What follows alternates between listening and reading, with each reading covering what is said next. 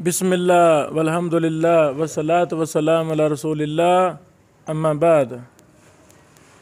بھائیوں نے یہ مشورہ بہت اچھا دیا کہ جیسے ہم ہر چیز کی دراسے کر رہے ہیں، ہر کتاب کو، ہر فن کو ان کے اصل کتابوں سے سیکھ رہے ہیں، تو ایک کتاب ہمیں مستقل پڑھائی جائے۔ ابھی ٹائم بھی ہمارے پاس تھوڑا ہے، تو انشاءاللہ آج کا ہمارا دراسہ تھا اصول حدیث میں مضطرب۔ تو یہ روزانہ جس اصطلاح پر ہم دراسے کر رہے ہیں اس کی مکمل بحث مقدمہ ابن الصلاح اور اس کی شرح التقیید والایضاح سے ہم لفظاً پڑھا کریں گے، جتنا ہو سکا پڑھتے ہیں انشاءاللہ، اللہ تعالیٰ قبول فرمائے۔ تو ابھی ہم شیخ روح اللہ صاحب مقدمہ ابن الصلاح پڑھیں گے، مضطرب الحدیث کی بحث ترجمہ کے ساتھ، اردو میں ترجمہ، اور اس کے بعد امام زین الدین العراقی جو جرح و تعدیل کے علل کے علم حدیث کے بہت بڑے امام تھے، جن کا بڑا درجہ تھا، اس کو لازم پکڑیں التقیید والایضاح کو۔ جی شیخنا بسم اللہ۔ پہلے ابن الصلاح کا مقدمہ یہاں تک، پھر آگے حاشیہ یہاں تک، پھر یعنی اوپر والا متن، پھر نیچے حدیث ہے، بلکہ پہلے سارا پڑھ دیں مقدمہ ابن الصلاح، نیچے پھر شروع کر دیں ترجمے کے ساتھ۔ بسم اللہ الرحمن الرحیم۔ النوع التاسع عشر معرفۃ المضطرب من الحدیث، چوتھا نوع قسم حدیث ضعیف کا، معرفۃ مضطرب الحدیث کے مضطرب حدیث کی معرفت۔ 19واں ابن صلاح کی عبارت ہے المضطرب من الحدیث الذي هو تختلف الروایت فيه فيرويه بعضهم على وجه وبعضهم على وجه آخر مخالفا له وانما ہاں ابن صلاح فرماتے ہیں کہ مضطرب الحدیث وہ ہے کہ جس میں روایت مختلف ہو، ایک طریقے سے بیان کرتا ہے، ایک قسم بیان اس کا کرتا ہے، اور دوسری قسم کا بیان اس کا کرتا ہے، اور دوسری آپس میں مختلف ہو، یعنی آپس میں اختلاف ہو۔ وَإِنَّمَا نُسَمِّهِ مُضْطَرِبًا إِذَا تَسَاوَتِ الرِّوَایَتَانِ، اور ہم اس کو مضطرب تب کہیں گے جب دونوں روایات درجہ صحت میں برابر ہو، یعنی دونوں ہی اگر حسن ہو، دونوں ہی صحیح ہو، دونوں تو اس کی صحت برابر ہو، تو اس کو مضطرب کہتے ہیں۔ اما اذا ترجحت احداهما بحيث لا تقاومها الاخرى بان يكون راويها احفظ واكثر صحبة للمروي عنه او غير ذلك من وجوه الترجيحات المعتمدة فالحكم للراجحة۔ اچھا، اب اگر ایک روایت کو دوسرے پر ترجیح دی جا سکتی ہو، ایک صحیح ہو، دوسرا اس کا درجہ کم ہو، ایک کا راوی احفظ ہو، دوسرا کا صدوق ہو یا صحیح الحفظ ہو، ایک اکثر روایات ہو جس کی روایت زیادہ ہو، ایک کا صحبت اپنے شیخ یا استاد کے ساتھ زیادہ ہو، دوسرے کا کم ہو، اگر اس طرح کی وجوہ ترجیحات ہو جو معتمد ہو تو فالحکم الراجحۃ، پھر ہم حکم و راجح پر ہی لگائیں گے اور اس راجح کو ہی ہم صحیح ٹھہرائیں گے۔ ولا یطلق علیہ حینئذ وصف المضطرب ولا له حکمہ، اور پھر اس پر مضطرب کا اطلاق ہی نہیں ہوتا، پھر یہ دونوں حدیث مضطرب نہیں رہتی اور نہ ہی مضطرب کا حکم اس پر لاگو ہوگا۔ ثم قد يقع الاضطراب في المتن الحديث وقد يقع في الاسناد، پھر اضطراب کبھی متن میں آتا ہے اور وقد يقع في الاسناد، اور کبھی اضطراب اسناد میں آتا ہے۔ وقد يقع ذلك من راو واحد، اور کبھی یہ اضطراب ایک راوی سے صادر ہوتا ہے۔ وقد يقع من روات له جماعة، اور کبھی یہ اضطراب بہت سی روات سے واقع صادر ہو سکتا ہے، یعنی بہت سی روات ان پر بھی اضطراب آ سکتا ہے۔ اور والاضطراب موجب ضعف الحدیث الاشعاری بانه لم يثبت واللہ اعلم، اور یہ جو اضطراب ہے یہ موجب ضعف کی ہے، یعنی اس سے حدیث ضعیف ہوتی ہے۔ کیوں؟ لاشعاره بانه، کیونکہ یہ اضطراب اس بات کی علامت ہے کہ راوی نے حدیث کو صحیح ضبط اور صحیح حفظ نہیں کیا، واللہ اعلم۔ ومن امثلة ما رویناه عن اسماعیل بن امیہ عن ابی عمرو ابن محمد بن حریث عن جده حریث عن ابی ہریرہ عن رسول اللہ صلی اللہ علیہ وسلم فی المصلی۔ یہ مثال ذکر کر رہا ہے ابن صلاح اب مضطرب حدیث کی، کہ یہ سند جو میں نے پڑھ لی ہے ابو ہریرہ رضی اللہ عنہ کی روایت ہے، جو رسول اللہ صلی اللہ علیہ وسلم سے روایت نقل کرتے ہیں نماز کے بارے میں۔ رسول اللہ صلی اللہ علیہ وسلم نے فرمایا ہے اذا لم یجد عصا ینصبها بین یدیہ فلیخط خطا، کہ جو کوئی عصا یعنی سترہ وہ نہ پائے اپنے سامنے کھڑا کرنے کے لیے نماز کے دوران کہ وہ اس کو نماز پڑھے، سترۃ المصلی جسے کہتے ہیں، فلیخط خطا، پھر وہ اپنے سامنے لکیر کھینچے، یعنی اگر لکڑی کوئی چیز وغیرہ عصا وغیرہ نہ ملے تو پھر ایک لکیر ہی زمین پر کھینچ دے. فرواہ بشر بن المفضل و روح بن القاسم عن اسماعیل ہاکذا. یہ روایت بشر بن المفضل و روح بن القاسم نے اسماعیل سے اس طرح نقل کی ہے. ورواہ سفیان الثوری عنہ عن ابی عمرو بن حریث عن ابن، یہ عبارت ذرا مٹ گئی ہے، عن ابی ہے، عن ابی ہریرہ رضی اللہ عنہ. یہ ایک راوی کا نام یہاں مٹ چکا ہے. ابی ہریرہ رضی اللہ عنہ سے یہ بھی روایت ہے. ورواہ حمید بن الاسود عن اسماعیل عن ابی عمرو بن محمد بن حریث بن سلیم عن ابی ہریرہ. ورواہ وہیب وعبد الوارث عن اسماعیل عن ابی عمرو بن حریث عن جدہ حریث. یہ دوسری اسناد اس کی ذکر کر رہا ہے ابن صلاح. وقال عبد الرزاق عن ابن جریج سمع اسماعیل عن حریث ابن عمار عن ابی ہریرہ وفیہ من الاضطراب اکثر مما ذکرناہ واللہ اعلم. اور ان تمام اسناد میں کہہ رہا ہے ابن صلاح رحمہ اللہ کہ اس میں اضطراب بہت زیادہ ہے جو ہم ذکر کر رہے ہیں. تو یہ متن تھا امام ابن صلاح کا. اب اس پہ شرح ہے امام عراقی کا، تو وہ کہہ رہے ہیں قوله ومن أمثلته ما رويناه عن إسماعيل بن أمية عن أبي عمرو بن محمد بن حريث عن جده حريث عن أبي هريرة عن رسول الله صلى الله عليه وسلم في المصلى إذا لم يجد عصا ينصبها بين يديه فليخط خطا. وہی حدیث نقل کی ہے اور اسی پر وہ تشریح جاری ہے کہ رسول اللہ صلی اللہ علیہ وسلم نے کہا ہے کہ جب کوئی عصا وغیرہ نہ پائے اپنی نماز کے لیے تو وہ اپنے سامنے لکیر کھینچ دے.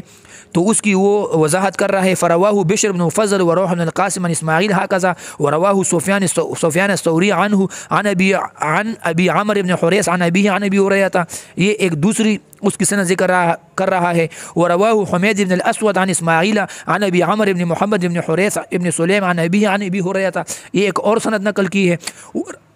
تیسری سند وہ نقل کر رہا ہے امام عراقی. ورواہ وہیب وعبد الوارث عن اسماعیل عن ابی عمرو بن حریث عن جدہ حریث. وقال عبد الرزاق عن ابن جریج سمع اسماعیل عن حریث بن عمار عن ابی ہریرہ وفیہ من الاضطراب اکثر ما ذکرناه انتہا وفیہ امور. یہ اسی اپنے استاد امام ابن صلاح کی اسناد دوبارہ اس نے تکرارا ذکر کی ہے. پھر اب اس پہ وہ بحث کر رہا ہے. احدھا وفیہ امور، اس میں کچھ وہ کہہ رہا ہے کہ اس میں کچھ وضاحت ہے. احدھا ایک یہ ہے انہ قد اعترض علیہ بانہ ذکر اولا انہ انما یسمى مضطربا اذا تساوت الروایتان. یہ کہہ رہا ہے کہ اول اعتراض اس پر یہ بنتا ہے کہ امام ابن صلاح نے کہا ہے کہ مضطرب ہم اس حدیث کو کہتے ہیں جب دونوں روایتیں ان کا درجہ ایک ہو، دونوں کا درجہ ایک ہو. فاما اذا ترجحت احداهما فلا يسمى مضطربا، جب ایک کو دوسرے پر ترجیح دی جا سکتی ہو پھر ہم اس کو مضطرب نہیں کہتے. وهذا قد رواه الثوري وهو احفظ من ذكرهم فينبغي ان ترجح روایته على غیره ولا يسميه مضطربا. تو اب وہ کہہ رہا ہے کہ تین اسناد ذکر کی ہے، اس میں ثوری سب سے احفظ راوی ہے.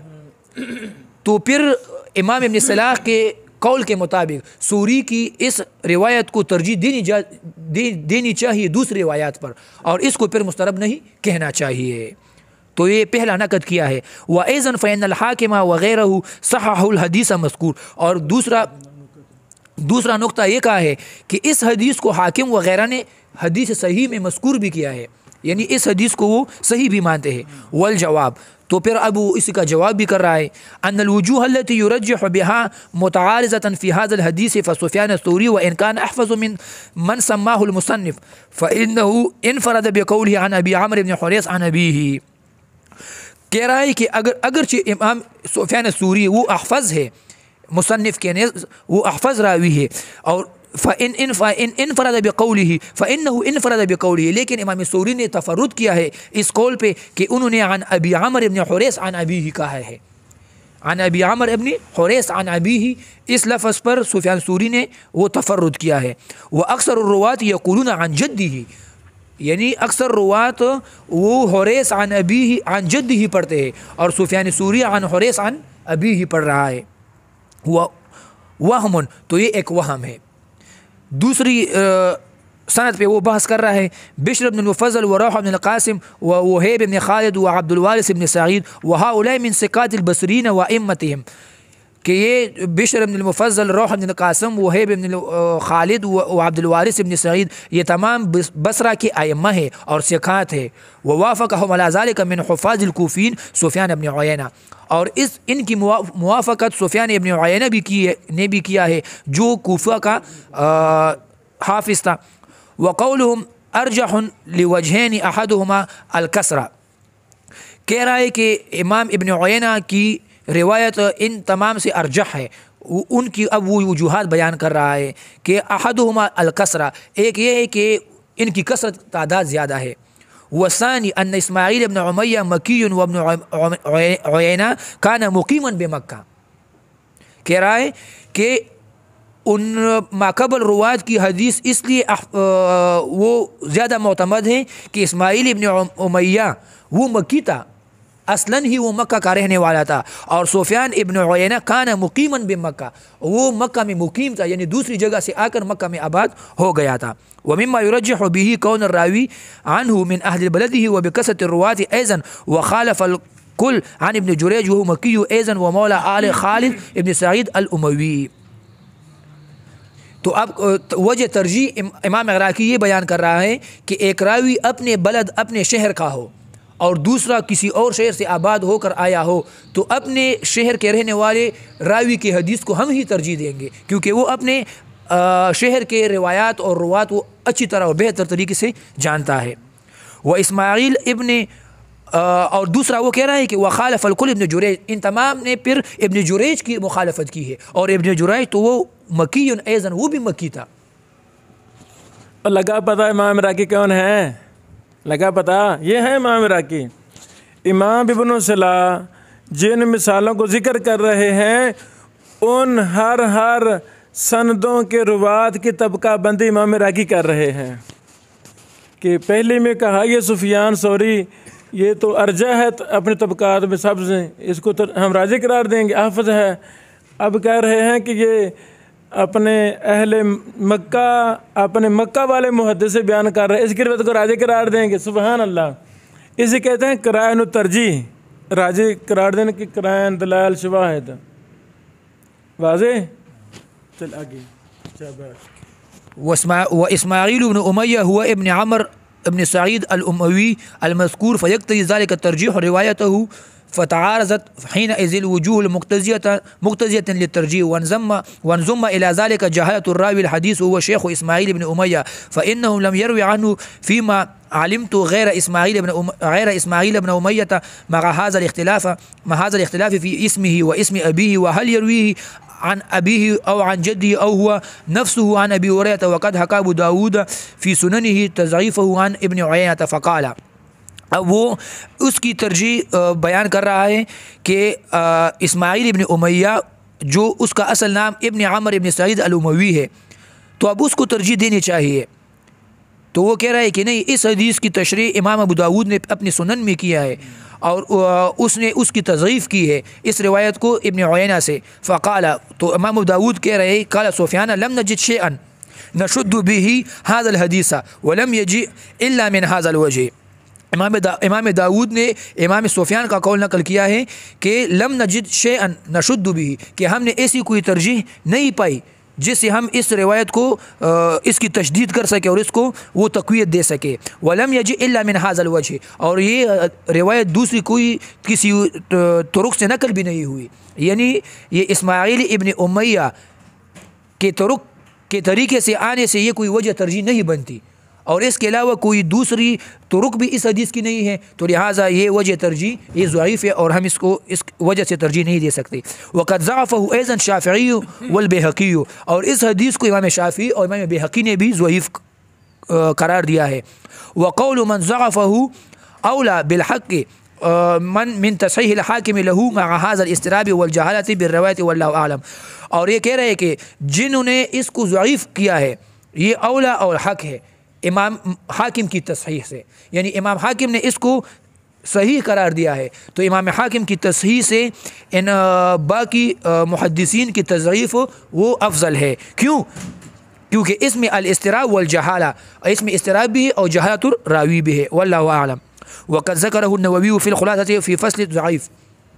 امام نووی نے اس کی اب امام نووی سے امام عراقی اس کا خلاصہ نقل کر رہا ہے فی فصل التضعیف قال الحافظ هو ضعیف لاضطرابه. تو امام نووی نے بھی اس حدیث کو ضعیف کہا ہے. کیوں؟ لاضطرابه، کیونکہ اس حدیث میں اضطراب ہے. الامر الثانی، اب دوسری نقد وہ بیان کر رہا ہے، ان قول مصنفہ فی روایت حمید ابن الاسود عن ابیہ فیہ نظر، کہ مصنف کا یہ قول کہ حمید ابن الاسود عن ابیہ یہ روایت ہے فیہ نظر، اس میں کچھ نظر ہے، یعنی اس میں کچھ نقد ہو سکتی ہے. والذی قالہ حمید عن جدہ کما رواہ ابن ماجہ فی سننہ، کہ یہ اصل میں حمید ابن الاسود عن ابیہ نہیں ہے، بلکہ یہ حمید ابن الاسود عن جدہ ہے، یعنی وہ باپ سے نہیں بلکہ اپنے دادا سے نقل کر رہا ہے. اور اس کی دلیل میں وہ کیا کہہ رہا ہے کہ کما رواہ ابن ماجہ فی سننہ، امام ابن ماجہ نے اپنے سنن میں حمید عن جدہ نقل کیا ہے، اور یہ حمید عن ابیہ صحیح نہیں ہے. قال حدثنا بکر بن خلف، اب وہ امام ابن ماجہ کی سند ذکر کر رہا ہے. امام ابن ماجہ کی سند یہ ہے، حدثنا بکر بن خلف ابو بشر حدثنا حمید بن الاسود وحدثنا عمار بن خالد حدثنا سفیان بن عیینة اسماعیل بن امیہ عن ابی عمرو بن محمد بن عمرو بن حریث عن جدہ. تو انہیں حریث عن جدہ آیا ہے، حریث ابن سلیم عن ابی ہریرہ فذکرہ، اور پھر وہ حدیث ابن ماجہ نے نقل کی ہے. ولكن المصنف اعتمد على روایت البیہقی فإن فيها من روایت حمید عن اسماعیل عن ابی عمرو بن محمد بن حریث عن ابیہ. تو اب کہہ رہا ہے کہ مصنف نے یہ عن ابیہ کیوں ذکر کیا ہے؟ تو یہ امام عراقی کہہ رہا ہے کہ مصنف نے اعتماد کیا ہے بیہقی کی روایت پہ، بیہقی نے عن ابیہ نقل کیا ہے، تو مصنف نے بھی بیہقی سے اخذ کر کے عن ابیہ نقل کیا ہے عن ابی ہریرہ. فإما أن يكون قد اختلف فيه على حمید بن الأسود في قوله عن أبيه أو عن جده، أو يكون ابن ماجة قد حمل رواية حمید بن الأسود على رواية سفيان بن عيينة ولم يبين اختلاف الذي بينهما كما يقع في الأسانيد على أنه قد اختلف فيه أيضا على ابن عيينة كما سيأتي في الأمر الذي يليه. اب یہ کہہ رہے ہیں کہ یا تو مصنف نے امام بیہقی سے سند لی ہے کہ اس نے عن ابیہ کا لفظ نقل کیا ہے، اور یا دوسری وجہ یہ ہے کہ اس نے سفیان ابن عیینہ کی روایت پر اعتماد کیا ہے. اور حال یہ ہے کہ ہم نے اس کی وضاحت کر دی پہلے کہ سفیان ابن عیینہ کی روایت وہ صحیح نہیں ہے، کیونکہ سفیان ابن عیینہ مکی نہیں تھا، وہ مکہ میں مقیم تھا. الامر الثالث ان المصنف اشار الى غير ذلك من الاضطراب فرأيت ان اذكر ما رأيت فيه من اختلاف مما لم يذكره المصنف. کہہ رہا ہے کہ اس کے علاوہ بھی مجھے اضطراب کی دوسری وجوہات نظر آئی ہے جو مصنف کو نظر نہیں آئی، میں اس کو بیان کرنا چاہتا ہوں. عراقی صاحب کہہ رہا ہے کہ امام ابن صلاح کو اضطراب کی کچھ وجوہات سامنے نہیں آئی، وہ میں بیان کرنا چاہتا ہوں. وہ یہ ہے وقد رواه ايضا عن اسماعیل ابن امیہ سفیان ابن عیینہ وزواد ابن علبہ. فأما سفيان بن عيينة فاختلف عليه فيه فرواه محمد بن سلام البيكندي عن سفيان بن عيينة كرواية بشر بن المفضل وروح المتقدمة. تو وہی سند بیان کر رہا ہے. وهكذا رواه علي بن المديني عنه فيما رواه البخاري في غير صحيح عن ابن المديني. کہہ رہا ہے کہ یہی روایت علی بن المدینی سے امام بخاری نے بھی نقل کی ہے. واختلف فيه على ابن المديني كما سيأتي، اور اس میں بھی امام علی بن المدینی پر اختلاف آیا ہے جن کی وضاحت بعد میں آئے گی. ورواہ مسدد عن سفیان کروایت سفیان ثوری متقدمہ، اور اس طرح مسدد سے بھی یہ روایت نقل ہے جس طرح سفیان ثوری سے نقل ہے. تو خلاصہ یہ ہوا کہ یہ روایت علی بن المدینی سے بھی نقل ہے اور یہی روایت مسدد سے بھی نقل ہے. ورواه الشافعي والحميدي عن ابن عيينة عن اسماعيل عن ابي محمد بن عمرو بن حريث عن جده حريث العذري، اور اس روایت کو امام شافعی اور حمیدی نے بھی نقل کیا ہے. ورواه عمار بن خالد عن ابن عيينة فقال، او عمار بن خالد ابن عيينة سے نقل کیا ہے فقال عن ابي عمرو بن محمد بن عمرو بن حريث بن سليم ورواه ابن ماجه عن عمار وقد تقدم، اور اس کی تفصیل گزر چکی ہے. واما الاختلاف على ابن المديني فيه فرواه البخاري في غير الصحيح عنه عن ابن عيينة كما تقدم. اب وہ کہہ رہا تھا، پہلے کہہ دیا تھا کہ ابن مدینی کا اختلاف ہے، وہ اختلاف ذکر کر رہا ہے. اختلاف یہ ہے کہ واما الاختلاف على ابن المديني فيه فرواه البخاري فی غیر صحیح. ابن مدینی سے امام بخاری نے یہ حدیث نقل کی ہے، لیکن اپنی صحیح کتاب جو مسند بخاری ہے اس کے علاوہ دوسری کتابوں میں نقل کی ہے، صحیح میں نقل نہیں کی ہے. ورواه أبو داود في سننه عن محمد بن يحيى بن فارس عن ابن المديني عن ابن عيينة عن إسماعيل بن عن أبي محمد بن عمرو بن حريث عن جده حريث رجل من بني عزرة. اور اس طرح امام ابو داود نے بھی عن جدہ سے نقل کیا ہے. وأما زواد بن علبة فقال عن إسماعيل بن أمية عن أبي عمرو بن محمد عن جده حريث بن سليمان. وقال أبو زرعة الدمشقي لا نعلم أحدا بينه ونسبه غير زواد بن علبة انتهى. قلت وقد نسبه ابن عيينة أيضا في رواية ابن ماجه إلا أنه قال ابن سليم كما تقدم والله أعلم. سنا بھائی جان، ابن صلاح نے مضطرب پر کیا بحث کی اور امام راکی نے اس کی شرح تنقید تعاقب میں کیا بحث کی. سبحان اللہ، کیا کمال. یہ النکت ابن صلاح میں، النکت ابن صلاح میں ابن حجر نے مضطرب پر 12 صفحات پر بحث کی ہے. اسی مسئلہ، یہی مسئلہ جو امام راکی نے 3 صفحوں میں بحث کر کے مکمل کیا. اللہ اکبر. تو یہ اسی مسئلے کو امام ابن حجر نے 12 صفحات پر مفصل دراسہ کر کے بیان کیا. بارک اللہ فیکم.